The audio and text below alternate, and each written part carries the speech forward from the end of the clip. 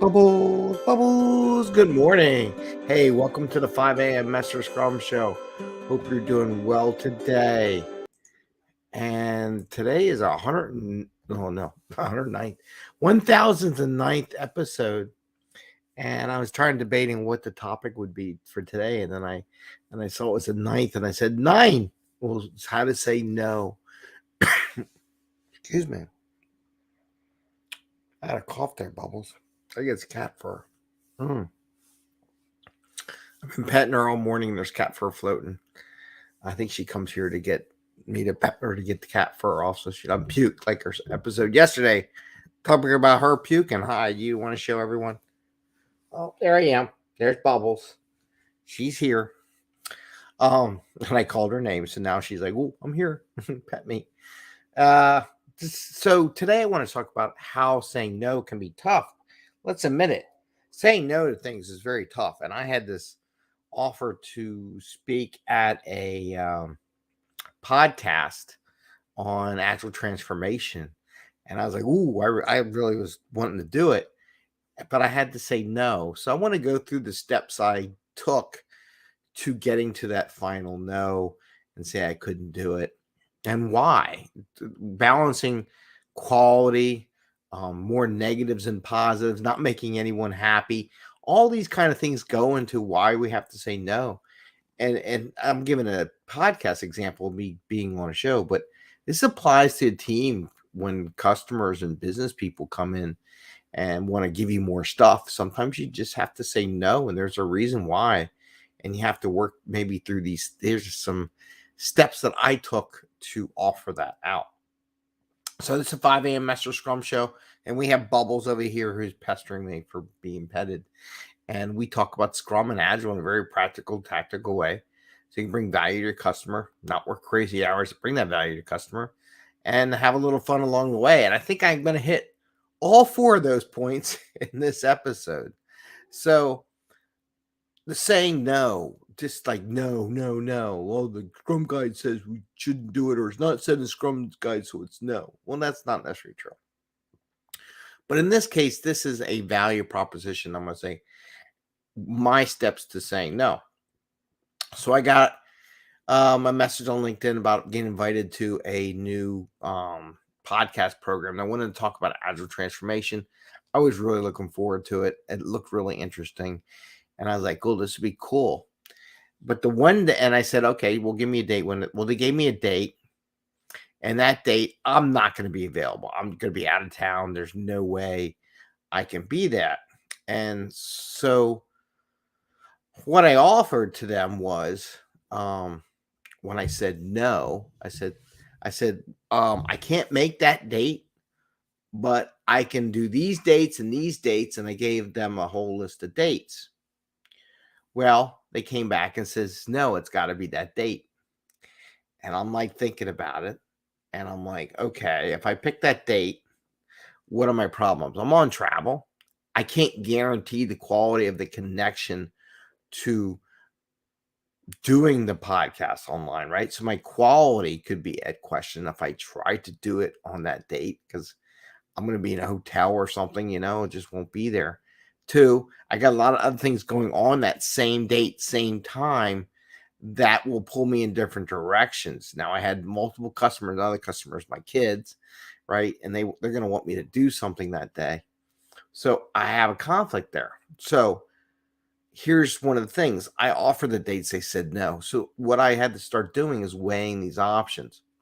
For example, if I say yes to this and put that into my backlog, is that going to impact the quality of not only the stuff I already committed to, but the things I'm saying yes to now, right? In this case, the answer is yes. So the impact of quality is I may have a bad connection. The whole conversation would be poor, probably, most likely. The impact on preparing from other customer, which is my family, to help them out will be poor too, because we'll be rushing it and everybody's gonna be frustrated and the quality of that activity is just going to come down. So I got 2 hits on the quality if I said yes for that same time box, right? Another aspect of it is the guarantee, right? I can't guarantee at all that I will physically be available. Bubbles, she's hitting the microphone. I won't be there available at all to do the program. So I might miss the date, right?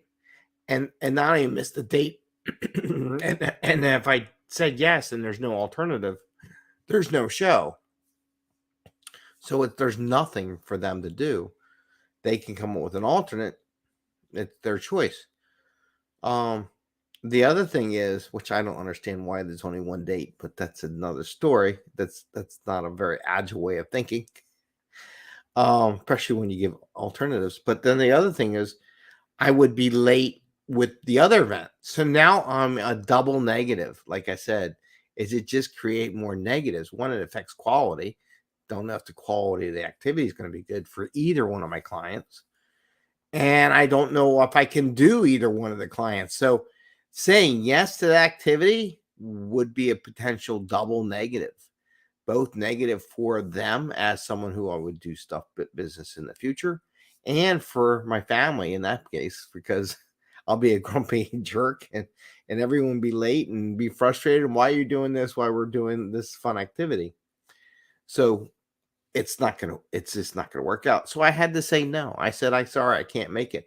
If you can pick another date or whatever, let's talk. If not, maybe we'll get another opportunity again in the future. But I had to say no. And sometimes you have to do that with your clients because they come down and say, oh, can you do this stuff also? It's like, no, we have to get this work done. And sometimes you have to say no, and people have a tough time doing it. And I'll be honest, I really wanted to say yes to that event. And I'm really dug down to say, no, it's not going to be good for anyone. And I'd rather have one happy one that I know I can make happy. And that would be my family because they're a higher priority, to be honest with you. But even in business, if you have something that's like launching that week and someone comes, oh, I want to add this thing. Well, no. We're going to launch this. We're going to make somebody happy. We're going to get this out the door and it's going to be produced.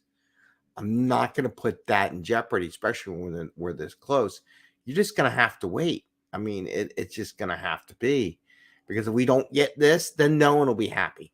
And this is one of the things I try to work with teams when I coach them, is you have to be realistic on, okay, are you going to make no one happy or at least get somebody happy?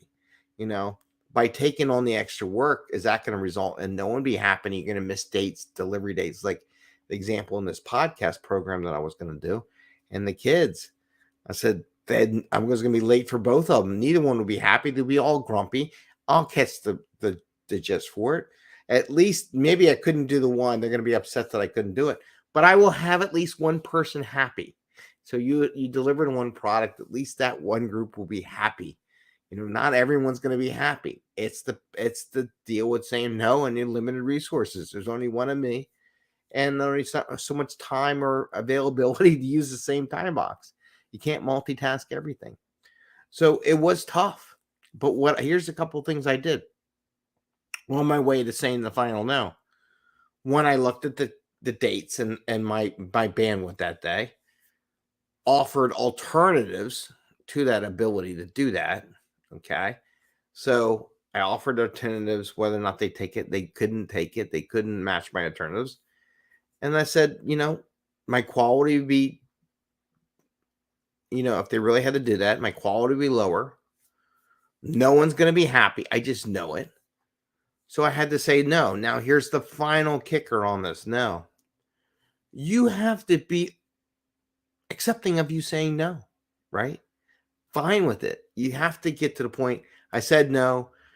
You don't want to hold like, what am I losing? What if I said yes? What would be done? No. You know what? You said no. Move on, right?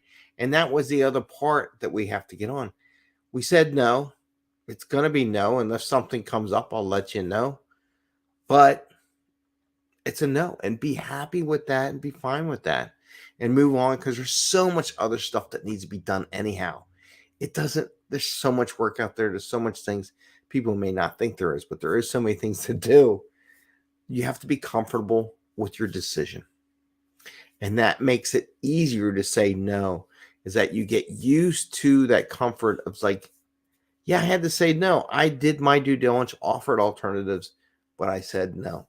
So since this is the 1009th episode, and it is nine in German for no in German, right? I think when I was looking at my topics I could talk about, I said, no, 1009th episode, nine, no. So I wanted to do a no episode, give you an example of something I had to do to get ready to say no and share that with you, that it is a tough thing to do, but there's some things you can do to make that no a little bit more palatable. Like, did I look at alternatives? Yes. Did I provide alternative dates? Yes. Did I look at the quality? Yes. Did I look at the fact that it's going to be a super negative for me when no one's happy when I'm late on everything because of the multitasking? Yeah, I looked at that too. You know what?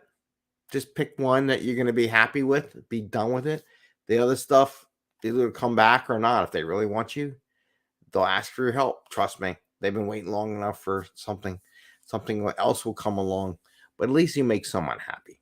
So with that, make someone happy by saying no to somebody else. Okay? Say no to somebody else and make somebody happy and make yourself happy. Take the stress off yourselves for what you're going to do. With that, I'm going to say have a great day. Happy scrumming. Enjoy. And we'll see you soon. Take care. Bye. Doo-doo.